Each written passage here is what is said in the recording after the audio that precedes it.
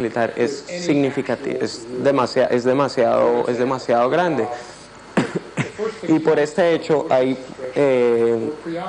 secciones grandes dentro de la estructura militar de los Estados Unidos que no están directamente, que no tienen absolutamente nada que ver con la guerra. Hay muchos proyectos que no tienen relación con la guerra. Un ejemplo de esto es, por ejemplo, el sistema de defensa de misiles. Digamos, este proyecto, que ha involucrado una inversión de billones de dólares en el mismo, es totalmente irrelevante para la guerra. Sin embargo, es un programa que ha requerido una inversión significativa por parte del gobierno y que ha puesto en manos de contratistas largas cantidades de dinero por una serie de razones totalmente oscuras, ya que esto no tiene ni que ver ni con China, ni con Irak, ni con un posible conflicto con Irán. Es totalmente irrelevante. Otro buen ejemplo, digamos, es el caso del desarrollo de un caza de última generación, el F-22, que está empezando a ser reproducido ahora. Resulta que este avión nunca va a ser utilizado realmente para lo que fue diseñado, por la sencilla razón de que primero los aviones existentes de los Estados Unidos pueden llevar a cabo las misiones en Irak de una forma con equivalente eficiencia y de una forma mucho más barata de lo que podría costar hacerla con uno de estos aviones de última generación. No solamente eso, el solo hecho de llevar estos aviones hasta el teatro de combate para volverlos operativos, las cadenas logísticas que esto requeriría serían tan costosas que no tienen ningún sentido práctico llevar a cabo. Entonces es un avión que no tiene ningún uso práctico. Entonces esto demuestra que hay muchos sectores de este complejo que en realidad no necesitan ningún tipo de guerra para generar ingresos.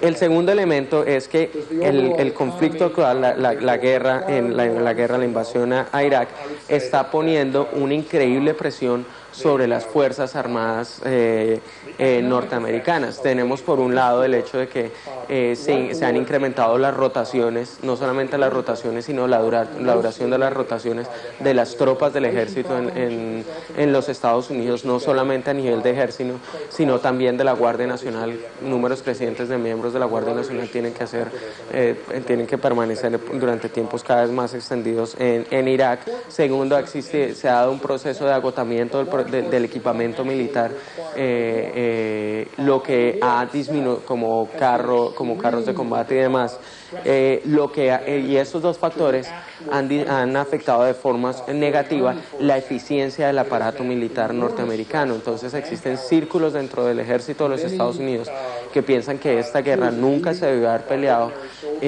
por el hecho de que está poniendo en una situación de deterioro, está deteriorando la capacidad y la eficiencia y la eficacia de las fuerzas armadas norteamericanas. Entonces, respecto a si la economía norteamericana necesita un conflicto, necesita entrar en guerra para mantener, para sostener un cierto nivel de crecimiento económico, la respuesta es no. Y por el contrario, son más bien más los efectos negativos de involucrarse en conflictos militares extensos que los beneficios que se puedan llegar a derivar de los mismos. Un ejemplo de eso podría ser uno de los efectos negativos, digamos, es el efecto inflacionario que tiene el constante incremento del gasto militar, y cómo, digamos, este incremento en la inflación se ve a su vez reflejado en problemas que están asociados al sistema monetario y financiero internacional.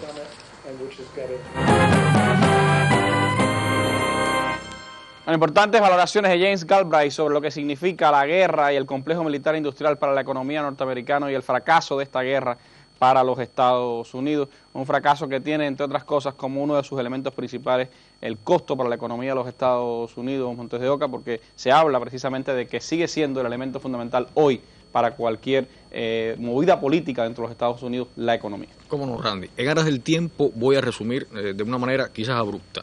Uno de los costos de esta guerra, se sabe, es la subida del precio del barril del petróleo por encima de los $100 muchas veces, y la caída del dólar también.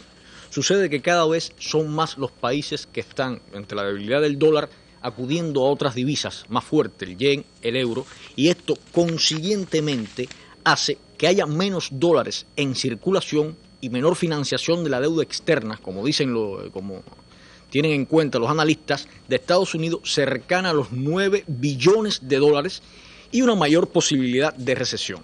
Entonces, la tabla del náufrago de los Estados Unidos, la tabla de salvación es Irak.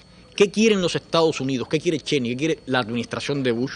Quiere pacificar a Irak, entre otras cosas, para que pueda producir 6 millones de barriles diariamente, se abarate hasta una cifra de $30 el barril y se pueda pagar con relativa facilidad y entre en la OPEP Irak para que cunde el ejemplo con Arabia Saudita y otros países de países que están comerciando todavía, haciendo sus transacciones en dólares, y con esto, por supuesto, hay una falta de comprensión de los Estados Unidos a que el problema no radica ahí, y lo estoy diciendo de una manera lapidaria, rápida. El problema radica en el costo de la guerra, en las erogaciones económicas de una guerra que ya oficialmente está calculada en 400.000 millones de dólares y que hasta el 2017, como nos recordaba el profesor, se montará con una serie de elementos en 3 billones de dólares, según el premio en economía Joseph Stiglitz. Un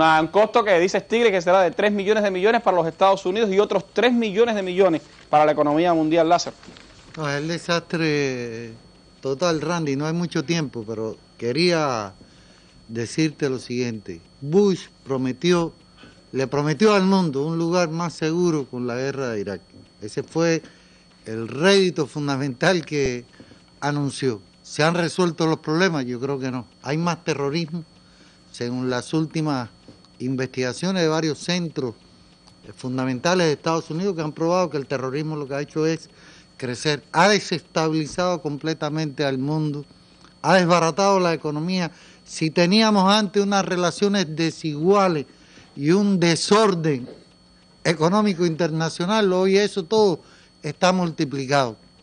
Y se han roto todas las reglas del multilateralismo, se han roto todos los íconos que podían mantener un equilibrio en las relaciones políticas internacionales, y yo creo que esa es la consecuencia de esta política que surgió a consecuencia de una doctrina, la doctrina, y que ahorita se anunció ahí en la reflexión del compañero Fidel, la doctrina de la intervención preventiva, la doctrina Bush, que ha sido el desastre vigueta para la humanidad.